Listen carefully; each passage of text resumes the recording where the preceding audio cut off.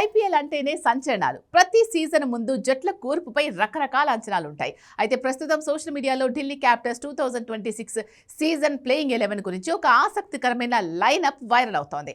రిషబ్ పంత్ స్థానంలో కొత్త captain, star ఓపెనర్లు, పవర్ఫుల్ ఫినిషర్స్ తో ఈ జట్టు చూడడానికి చాలా బలంగా కనిపిస్తోంది.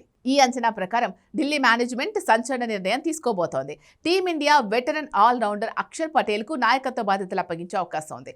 గత కొన్నేళ్లుగా ఢిల్లీతోనే ఉంటూ నిలకడగా రాణిస్తున్న అక్షర్ జట్టును ముందుంచి నడిపించగలడని ఫ్యాన్స్ నమ్ముతున్నారు. మరో ప్రధాన మార్పు ఏంటి అంటే లక్నో సూపర్ జైంట్స్ మాజీ కెప్టెన్ కేఎల్ రాహుల్ ఢిల్లీ గూటికి చేరడం. అతను వికెట్ కీపర్గా మరియు ఓపెనర్గా జట్టుకు భారీ బలాన్ని ఇస్తాడు అనడంలో ఎటువంటి సందేహం లేదు.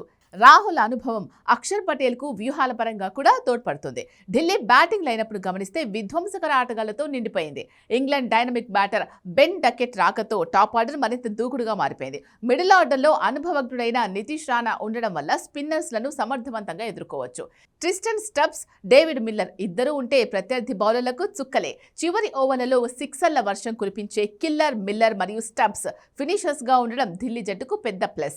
గత సీజన్లో మెరుపులు మెరిపించిన యువ సంచలనం అశుతోష్ శర్మకు కూడా ఈ లిస్టులో చోటు దక్కింది. మరోవైపు ఢిల్లీ బౌలింగ్ అటాక్ అంతర్జాతీయ స్థాయి నాణ్యతతో ఉంది. ప్రపంచంలోనే అత్యంత ప్రమాదకరమైన ఎడమ చేతి వాటం పేస్ స్టార్క్ రాకతో పవర్ ప్లేలో వికెట్లు గ్యారంటీ.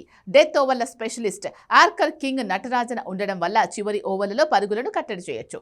స్పిన్ మ్యాజిక్ చేయడానికి కుల్దీప్ సిద్ధంగా ఉన్నాడు. అక్షర్ కుల్దీప్ జోడీ ప్రత్యర్థి బ్యాటర్లను తిప్పలు పెట్టడం ఖాయం. జమ్మూ కాశ్మీర్ యువ పేసర్ జౌకీబ్ నబీకి కూడా ఈ జట్టులో చోటు దక్కడం గమనార్హం. ఇతను తన వేగంతో ఆకట్టుకోగలడు. ఈ అంచనా వేసిన 11 మంది ప్లేయర్లు కనుక నిజమైతే ఢిల్లీ క్యాపిటల్స్ తన మొదటి ఐపీఎల్ టైటిల్ ను ముద్దాడడం పెద్ద కష్టమేమీ కాదు. సమతూకమైన బ్యాటింగ్, పదునైన బౌలింగ్ మరియు లోకల్ టాలెంట్ తో ఈ జట్టు పక్కా ప్రణాళికతో కనిపిస్తోంది. మరి 2026 వేలంలో ఢిల్లీ మేనేజ్మెంట్ ఇదే దారిలో వెళ్తుందా లేదా వేరే సర్ప్రైజ్ ఇస్తుందా అనేది వేచి చూడాలి.